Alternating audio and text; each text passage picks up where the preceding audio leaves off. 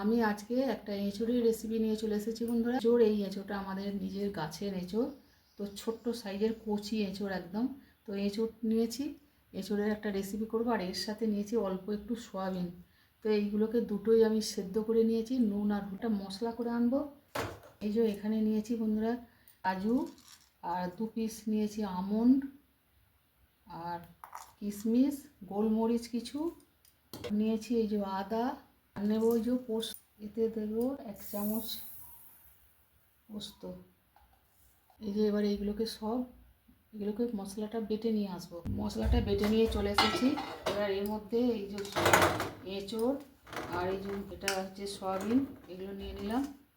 এর মধ্যে যে মশলাটা বেটে নিয়ে এসেছি, যে মশলাগুলো, সেটা সব এর মধ্যে দিয়ে দিলাম। আর এবার এখানে রয়েছে হলুদ গুঁড়ো, ধনে গুঁড়ো, জিরে গুঁড়ো, ঝাল লঙ্কার গুঁড়ো, কাশ্মীরি লঙ্কার গুঁড়ো, আর রয়েছে এখানে গরম মশলার গুঁড়ো, এগুলোও দিয়ে দিচ্ছি। এতে স্বাদ মতো লবণ দিয়ে করা আছে, সেদ্ধ করা আছে, ওর বুঝে লবণটা দিতে হবে। একটু ঘি, হাফ চামচের মতো একটু ঘি দিয়ে দিলাম। মশলাটা দিয়ে সব এটা মেখে নিয়েছি। আর একটু এই যে এটা হচ্ছে দোমালা নারকোল, আমাদেরই গাছের নারকোল, এই ভেঙে এটাকে চেঁচে বার করে নিয়েছি। দোমালা একদম নরম শাঁস, এইটাকে বেটে নিয়ে আসবো।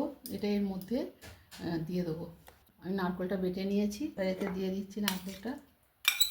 যে কসৌরি মেথি হাফ চামচের মতো দিয়ে দিয়েছি। এবার এটা মেখে নেব।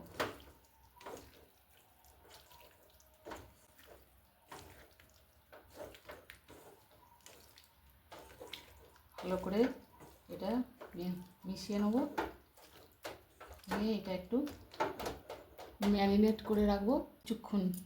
আমি বেশিক্ষণ রাখতে পারবো না, আপনারা এটা 15-20 মিনিট যদি রেখে দেন, মশলাগুলো এই এঁচোড়ের ভেতর ভালোভাবে ঢুকে যাবে।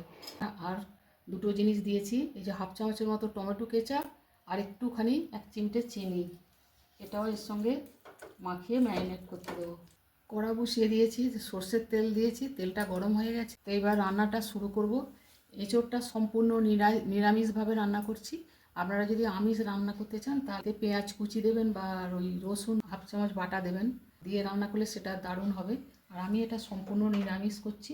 তো এখানে আমি তেল দিয়ে দিয়েছি। এখানে গোটা গরম মশলা, একটা এলাচ, একটা লবঙ্গ, 1 টুকরো দারচিনি, আর জয়িত্রী 1 টুকরো, সেখানে তেজপাতা, শুকনো লঙ্কা, একটু কাঁচা লঙ্কা দিই, একটা 3 চামচ গোটা জিরে।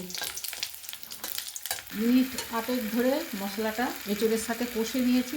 এবার এই বাটিটা দিয়ে একটু জল দিয়ে দিলাম।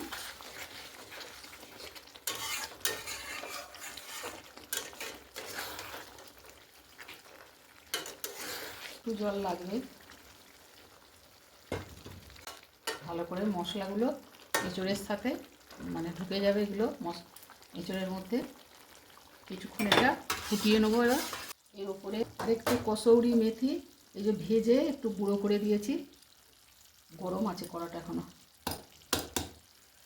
একটু আরেকটু কসৌরি মেথি গুঁড়ো করে দিয়ে দিলাম। মিশিয়ে দেবো এটা। আমি এটা একটু মাখা মাখা একদম করেছি, আপনারা ঝোল আপনাদের পছন্দ মতো রাখতে পারেন। আর উপর থেকে আরেকটু ঘি দিয়ে দিলাম বন্ধুরা, জাস্ট ফাটাফাটি একদম দারুণ টেস্ট হয়েছে। এইভাবে নিরামিষভাবে রান্না করে যারা নিরামিষ খান, তারা কিন্তু এইভাবে সুন্দরভাবে খেতে পারবেন। দারুণ টেস্ট হয়েছে এটা। শুধু যে আমিষভাবেই খাওয়া যায় তা নয়, নিরামিষভাবে এই এঁচোড়ের তরকারি রান্না করলেও এর তুলনা নেই। তো আপনাদের কেমন লাগলো অবশ্যই জানাবেন। ভালো লাগলে লাইক, শেয়ার, কমেন্ট করবেন, আর আমার পাশে থাকবেন। গ্যাস অফ করে দিলাম। এবার এটা ঢেলে নেব। দেখুন এইভাবে আমি, এই দেখুন কত সুন্দর হয়েছে, রঙটাও কত ভালো হয়েছে, দেখতেও কত ভালো লাগছে, খেতেও তেমন সুন্দর টেস্ট হয়েছে। রান্না যা করলাম এইভাবে আপনারা অবশ্যই করে খাবেন, দারুণ লাগবে আপনাদের। তো আজকের মতো রাখছি বন্ধুরা, আবার আসবো অন্য কোনো রেসিপি নিয়ে। আপনারা খুব খুব ভালো থাকুন, সুস্থ থাকুন। জয় গুরু, জয় মাতারা।